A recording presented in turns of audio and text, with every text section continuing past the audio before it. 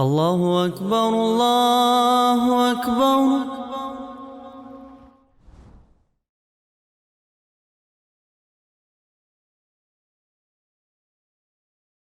Каждый человек пришел в этот мир на время. После истечения своего срока каждый уйдет из этой жизни. Ты должен быть как путник, говоря себе: «Мне предстоит покинуть земную жизнь и продолжить свой путь после нее, ведь этот мир не твой дом».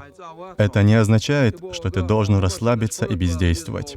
Брать благо от этого мира дозволенным путем и готовиться к ахиру — это допустимо.